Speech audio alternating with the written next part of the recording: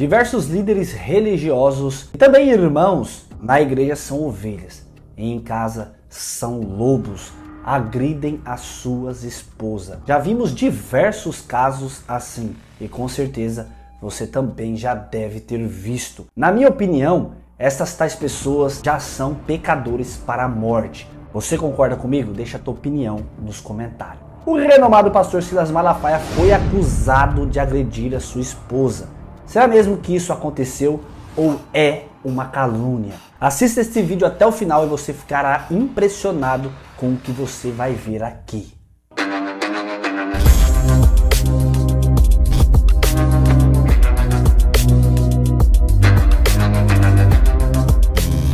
Meus queridos irmãos, mais um vídeo para todos vocês. Se você está chegando aqui agora, meu nome é Felipe Câncio. Inscreva-se aqui no canal e também deixe o joinha. Não esqueça, é claro, de ativar o sininho das notificações. O joinha é muito importante para que esse vídeo chegue ao maior número de pessoas. Então já bora deixar o joinha agora mesmo.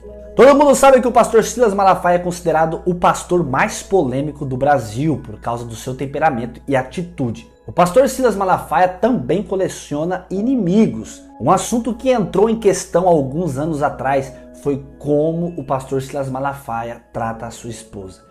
E quem andou falando da vida íntima do pastor foi o pastor Caio Fábio, que cutucou dizendo o seguinte, confira.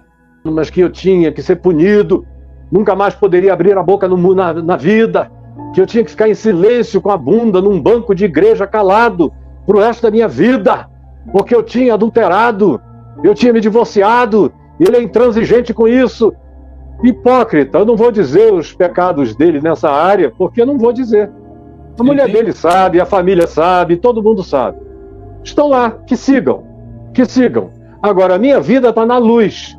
A minha vida não carrega nada escondido. E quem acabou pegando carona nas palavras do pastor Caio Fábio foi o coach, o empresário Pablo Marçal, que em uma briga meio que religiosa, política, com o pastor Silas Malafaia, acabou também soltando as seguintes palavras. Confira. Eu vou te falar uma coisa, você passou do limite aqui. Próxima vez que meu nome for colocado ou você dirigir qualquer coisa, e principalmente num culto, em relação a mim, eu vou mostrar para a nação o seu grau de maçonaria, vou mostrar golpe de Bitcoin que você tem sócio que deu um rombo de bilhão no país, vou mostrar para as pessoas o que realmente é o Silas. Então assim, isso não é uma ameaça, isso é uma certeza. Ponha meu nome na sua boca de novo, falando do meu nome. Ousa falar do meu nome de novo, Silas. Vou falar para o Brasil inteiro, para todos os pastores saberem por que sua esposa foi fazer tratamento nos Estados Unidos. Por uma coisinha que você andou fazendo. É claro que quem poderia falar melhor sobre este assunto é a pastora Elisete Malafaia, que é esposa do pastor Silas Malafaia. E ela esteve no podcast com o pastor César Cavalcante e respondeu sobre o temperamento do pastor Silas Malafaia e se o pastor Silas Malafaia já teria encostado a mão nela. E as palavras de Elisete Malafaia você vai ver agora. E é claro que eu já te peço novamente, deixe o joinha para esse vídeo e inscreva-se aqui se você não é inscrito.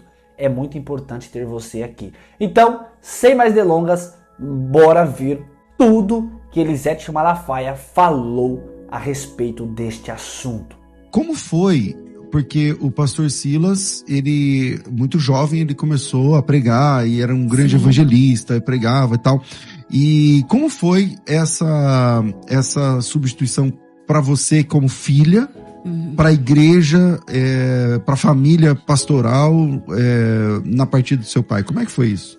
Foi uma mudança radical, porque o Silas foi evangelista 28 anos, mas estava sempre ao lado do meu pai ajudando a igreja. Então eu era esposa de um pastor evangelista, né? Um pregador, e eu tinha a minha profissão como psicóloga, eu atuava na igreja, né?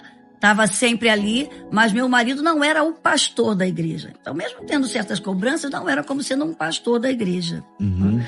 Então, quando meu pai faleceu, né, que o Silas sentiu muito, porque o Quantos Silas... anos seu pai tinha? O meu pai, 83 anos.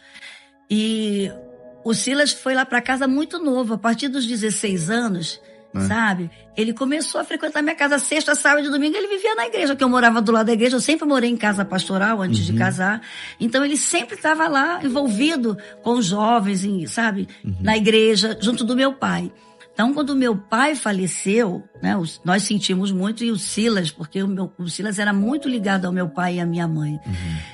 E quando foi para se decidir se ele seria ou não o pastor da igreja, ele teve medo, muito medo.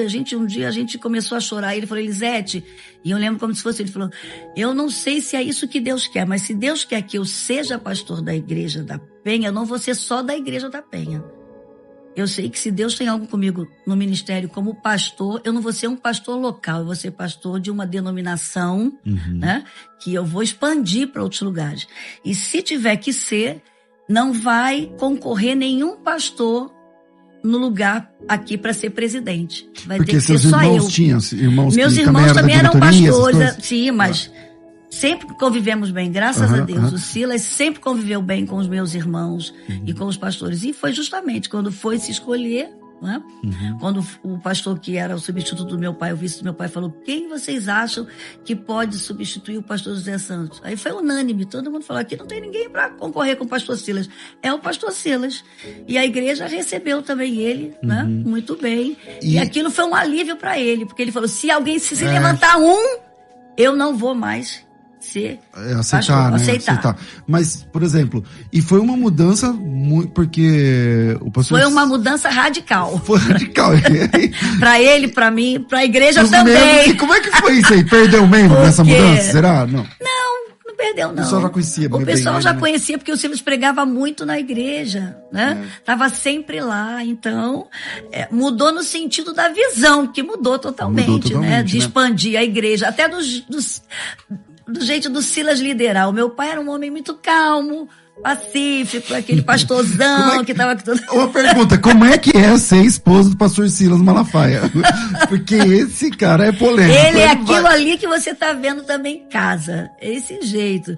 Eu acho engraçado que as pessoas falam assim, será que o pastor Silas não bate em você não? Porque ele é tão brabo. Aí eu falei, não, se duvidar lá em casa quem bate nele sou eu. Porque lá quem é a braba sou eu, né? Porque nada, é o jeito dele, sabe? Mas o Silas é altamente amoroso, sempre. Ele é aquele temperamento forte, mas ele é de um coração muito grande. As pessoas não têm noção, né? Porque as pessoas julgam pela aparência, pelo jeito de ser ali da pessoa, né? Quando tá pregando lá na televisão, né? Com aquela veemência, ele tá ali desempenhando um papel, né? Uma função. Por exemplo, a então televisão, as pessoas julgam pelo papel. Há quantos anos vocês estão na televisão? 40 anos já. Fizemos 40 anos que ele está na televisão. Então, há 40 anos atrás, especialmente na Assembleia de Deus, era inclusive proibido ter televisão. Sim, não, nós fomos em convenções. Como é que era isso lá atrás? A gente ia em convenções que os pastores ficavam olhando pro Silas assim, falando, chegou o pastor aí da caixinha do diabo. É isso aí. Eu fui numa convenção, não vou falar o lugar não, mas é muito engraçado, porque era bem rígida, né? E eu não tinha aquele perfil de esposa de pastor da Assembleia de Deus. Eu tinha o cabelo curto, né? Eu era muito novinha, né? Usava umas roupas diferentes. Aí, não era aqueles vestidões. Aí a gente às vezes não era bem recebida, não era por maldade, era aquela coisa mesmo da pessoa, né? Será que... Então, mais cultural, eu lembro que nós chegamos aí, um pastor falou, chegou o pastor que prega naquela caixinha do diabo. Caramba! E como é que foi para vocês a entrar? Como é que foi para entrar na TV?